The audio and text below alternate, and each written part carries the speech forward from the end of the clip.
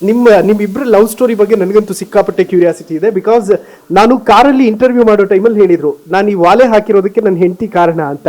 So ಯಾಕೆ idea ಬಂತು ಅಂತ? ಅವಾಗ ಹಾಕೊಂಡಿರ್ಲಿಲ್ಲ, ಹಾಕಿದ್ರು ಅಂತ ಇದ್ರು. ಬಟ್ ಫಸ್ಟ್ ಟೈಮ್ ನಾನೇ ಹೇಳ್ದೆ ಹಾಕೊಳ್ಳಿ ಅಂತ. ಆಮೇಲೆ ಒಪ್ಕೊಂಡ್ರು, ಹಾಕೊಂಡ್ರು. ಅಂದ್ರೆ ಮದ್ವೆ ಆಗಕ್ಕಿಂತ ಮುಂಚೆನೆ. ಓಕೆ, 78 ಫಸ್ಟ್ ಟೈಮ್ ಎಲ್ಲಿ ನೋಡಿದ್ದು? ನೇಬರ್ಸ್, ಪಕ್ಕದ ಮನೆ. ಹೇಗೆ ಶುರು ಆಯ್ತು ಮೇಡಮ್ ಲವ್ ಸ್ಟೋರಿ?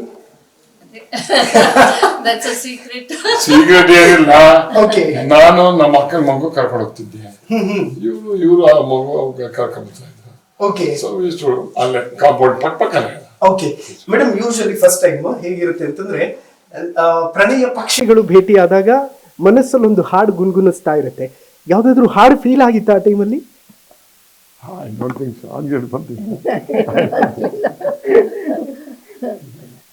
ಸರ್, ಹೇಗೆ ಪೊಲಿಟಿಕಲಿ ನಿಮ್ಮ ಕರಿಯರ್ ಅಲ್ಲಿ ಎಷ್ಟು ಸಪೋರ್ಟಿವ್ ಆಗಿದ್ರು ಮೇಡಮ್ ಅಂತ ತಾರಾ ಮೇಡಮ್?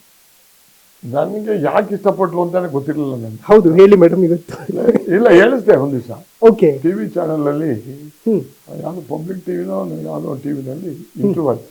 ಓಕೆ, ಇಂಟರ್ವ್ಯೂ ಆದ ಅವಾಗ ಕೇಳಿದ್ವಿ, ಅವಾಗ ನಾನು ನಿಮ್ಮನ್ನ ಕೇಳ್ತಾ ಇದ್ದೀನಿ, ದಯವಿಟ್ಟು ಬೇಜಾರು ಮಾಡ್ಕೊಬೇಡಿ ಸರ್, ಓಕೆ ಮೇಡಮ್ ಅನ್ನ ಕೇಳ್ತೀನಿ. ನಾನು ಅವತ್ತು ಹೇಳಿದೆ, ಇದೊಂದು ಆಪರ್ಚುನಿಟಿ, ಓಕೆ, ಹೋಲ್ ಕರ್ನಾಟಕ ನೋಡ್ತಾ ಇದ್ದೆ, ನೀನು ನಾನು ಯಾಕೆ ಇಷ್ಟಪಟ್ಟೆ ಅಂತಕ್ಕಂಥದ್ದು ಹೇಳ್ಕೊಳಕ್ ಅವಕಾಶ. ಅಲ್ಲಿವರೆಗೂ ನಾನು ನಿನ್ನ ಕೇಳಿದ್ದಿಲ್ಲ, ಆನ್ಸರ್ ಬಂದೆ ಅಂತ. ಅವರು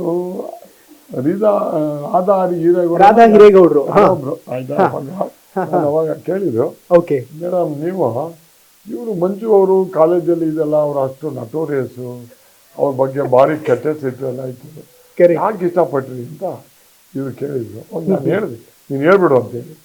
ಅವಾಗ ಏನು ಹೇಳಿದೆ ಅಂತ ನೀನು ಜ್ಞಾಪಕ ಇದೆಯಾ? ಇಲ್ಲಲ್ಲ, ಅವಾಗ ಹೇಳಿದ್ದು ಇಷ್ಟೇ, ನಾನು ಇವ್ರು ಏನೋ ಆಗ್ತಾರೆ ಅಂತ ನನಗೆ ಐ ಡ್ರೀಮ್ಡ್ ಮೈಸೆಲ್ಫ್, ನನಗೆ ಒಂದು ಇದಿತ್ತು,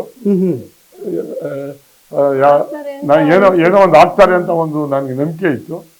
ಸೊ ಈ ಮೇಡ್ ಇಟ್ ಅಂತ I remember. Madam, struggle to success ತುಂಬಾ ಹತ್ತಿರದಿಂದ ನೋಡಿರ್ತೀವಿ. ಲೈಕ್ ಸ್ಟ್ರಗಲ್ ಡೇಸ್ ನ ನೆನ್ಪು ಮಾಡ್ಕೊಂಡಾಗ ಯಾವ ಕ್ಷಣ, ಲೈಕ್ ಈ ಕ್ಷಣ ಕಳೆದು ಹೋದ್ರು ಕೂಡ ನನಗೆ ಆ ಕ್ಷಣ ತುಂಬಾ ಇಷ್ಟ ಆಗ್ತಿತ್ತು ಅಂತ ಅನ್ಸುತ್ತೆ?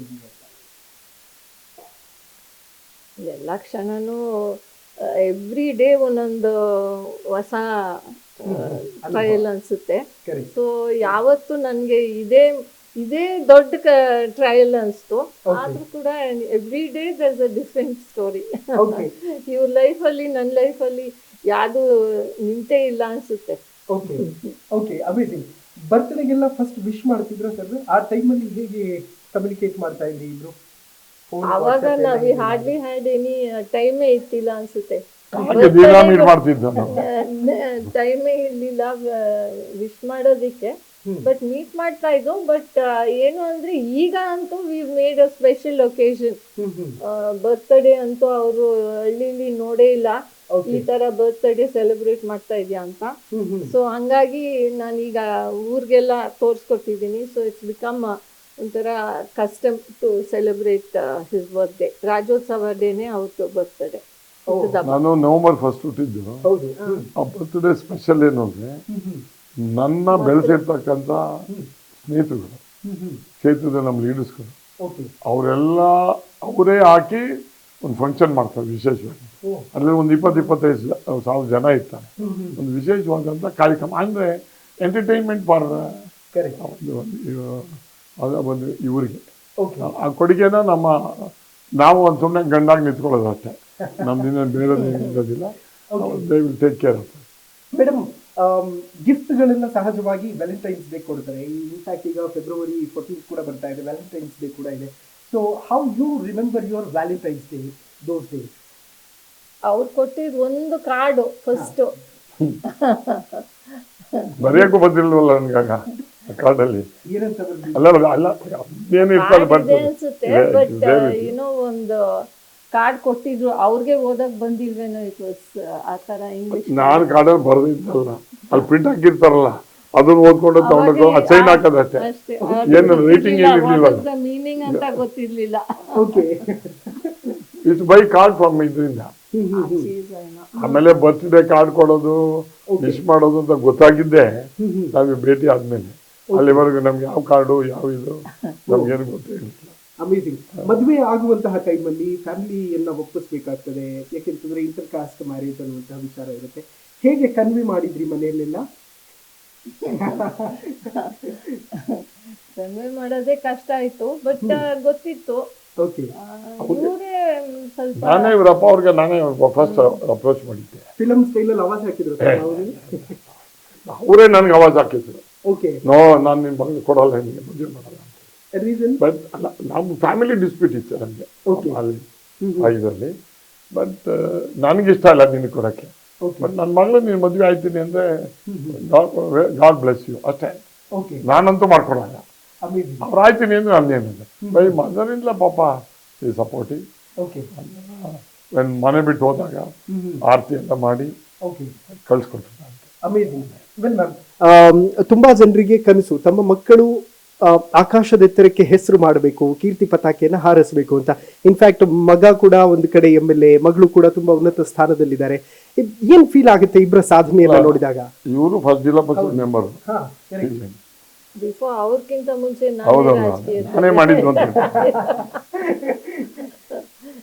ಹಂಗಾಗಿ ಇನ್ ಮಗನ ಬಗ್ಗೆ ಮಗನೋ ಮಗಳು ಇಟ್ಸ್ ಒಂಥರ ಕನ್ಸೆ ಬಂದಿರೋದು, ನೆನಪಾಗಿರೋದು. ಒಂಥರ ನನಗೆ ಏನು ಈ ತರ ಆಗತ್ತೆ ಅಂತ ನೆನ್ಸ್ಕೊಂಡಿರ್ಲಿಲ್ಲ.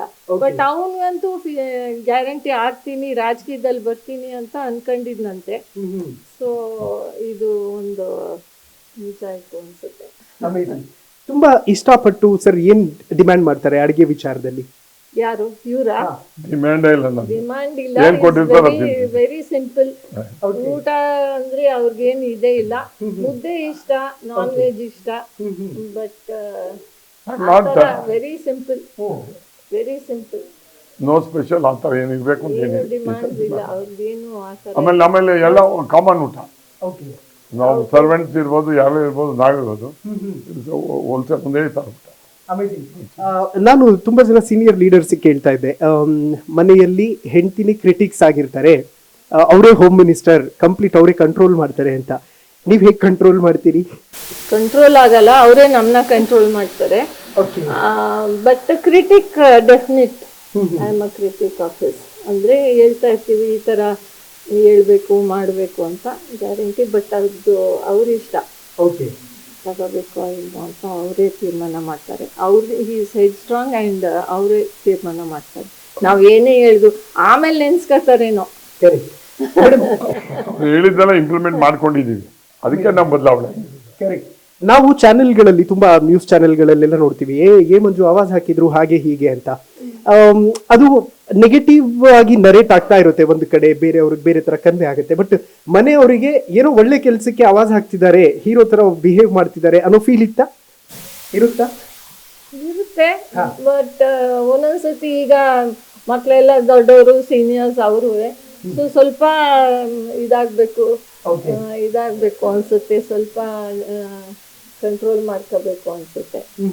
ಅವರು ಈಗ ಕ್ವೈಟ್ ಮೆಲೋ ಆಗಿದ್ದಾರೆ, ಮುಂಚೆ ಹಂಗೆ ಅಲ್ಲ.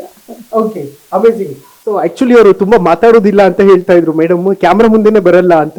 ಯಾಕೆ? ರೀಸನ್ ನಾಟ್ ನೆಸೆಸರಿ, ಅವರೇ ಇದ್ದಾರಲ್ಲ ಇದ್ರು. ನಾನು ಇರೋದಕ್ಕೆ ಧೈರ್ಯ ಬಂದು ಮಾತಾಡ್ತಿರೋದು. ಓ, ಇಲ್ಲ ಅಂತಿದ್ರೆ ಮಾತಾಡಲ್ಲ. ಈಗ ಫಂಕ್ಷನ್ ಹೋದ್ರೆ ಅಲ್ಲಿ ಮಾತಾಡಲ್ಲ. ಜಿಲ್ಲಾ ಪರಿಷತ್ ಮೆಂಬರ್ ಆದಾಗ ಚುನಾವಣೆ ನಿಲ್ಸಾಗ 3 ಪದ ಕಲ್ತ್ಕೊಂಡಿದ್ದೆ. ಕಾಂಗ್ರೆಸ್ ಇಂದ ನಿಂತಿದ್ದು ಸಮಾರಂಭದಲ್ಲಿ ಹೋದಾಗ ನಾನು ಅವಾಗ ಇವನ್ ಯಂಗ್ಸ್ಟರ್ ನಾನು. ಸೊ ಪೀಪಲ್ ಬಿ ಒಂಥರ ನಾನು ಬಂದು ನೋಡಕ್ಕೆ ಬರೋದು. 24 ವರ್ಷ ನನಗೆ. ಆಗ ನನ್ನ ಮಕ್ಕಳಿಬ್ಬರು ಹುಟ್ಟಿದ್ರು ಜಿಲ್ಲಾ ಪರಿಷತ್ ನಿಂತಾಗ. ಇವ್ರಿಗೆ ಓಟ್ ಕೇಳಕ್ ಹೋದಾಗ 3 ಪದ. ನಾನು ಮಂಜಣ್ಣ ನೆಂಟಿ, ನಾನು ಗುರುತು ಹಸ್ತ, ನಾನು ಓಟ್ ಹಾಕಿ, ಅಷ್ಟೇ ಭಾಷ. ಅದ್ಬಿಟ್ಟು ನೆಕ್ಸ್ಟ್ ವರ್ಡ್ ಅಷ್ಟೇ ಭಾಷ. ಅಲ್ಲ, ಈ ತರ ಮಾತಾಡಿರ್ಬೋದು ಅಂದ್ರೆ ಡಯಾಸ್ ಡಯಾಸ್ ಅಲ್ಲಿ ಅದು ಒಂದೇ. ಶಿ ವಾಸ್ ಮೌಂಟ್ ಕಾರ್ಮಾ ಕಾಲೇಜಲ್ಲಿ ಓದಿದ್ದು, ವಿಲೇಜೇ ನೋಡಿರ್ಲಿಲ್ಲ. ಅದು ತುಂಬಾ ರಿಸರ್ವ್ಡ್ ಆಗಿ ಇಲ್ಲ, ರಿಸರ್ವ್ ಅಲ್ಲ, ನೋ ರಿಸರ್ವ್. ನಾನು ನೋಡೇ ಇಲ್ಲ ವಿಲೇಜ್ ಲೈಫ್ ವಿಲೇಜ್ ನೋಡಿರ್ಲಿಲ್ಲ. ನೋಡೇ ಇಲ್ಲ. ನಾನು ಬಂದಿದ್ದೆ ಈ ಹಳ್ಳಿ ಅಂತ ಮನೆಗೆ, ನೋಡಿದ್ದೆ ಹಳ್ಳಿ ನಮ್ಮನೆ ಮನೆ first. first. ಓಕೆ ನಮ್ಮಲ್ಲಿ ಕೊಟ್ಟಿಗೆ ದನ ಕೊಟ್ಟಿಗೆ ಕರ. ಎಲ್ಲ ಇದೆ. ವಿಲೇಜ್ ಲೈಫ್ ನೋಡಿರ್ಲಿಲ್ಲ. ಓಕೆ, ತುಂಬಾ ಎಂಜಾಯ್ ಮಾಡಿದ್ರಾ ವಿಲೇಜ್ ಲೈಫ್ ನ? ವಿಲೇಜ್ ಲೈಫ್ ಈಗ ಇನ್ನೂ ಜಾಸ್ತಿ ಎಂಜಾಯ್ ಮಾಡ್ತೇವೆ. ಹಂಗ ನಮ್ಮ ತಾಯಿ ಅವರೆಲ್ಲ ಇದ್ರಲ್ಲ, ಓಕೆ, ಅವರೆಲ್ಲ ಇದ್ರೆ ನೋಡ್ಕೊಂಡು ಅಮೇಸಿಂಗ್ ಸರ್. ತುಂಬಾ ಜನಕ್ಕೆ ಆಕ್ಚುಲಿ ರಿಟೈರ್ಡ್ ಲೈಫ್ ನ ತುಂಬಾ ಪೀಸ್ಫುಲ್ ಆಗಿ ಕಳಿಬೇಕು ಅನ್ನುವಂಥದ್ದು ಆಸೆ ಇರುತ್ತೆ.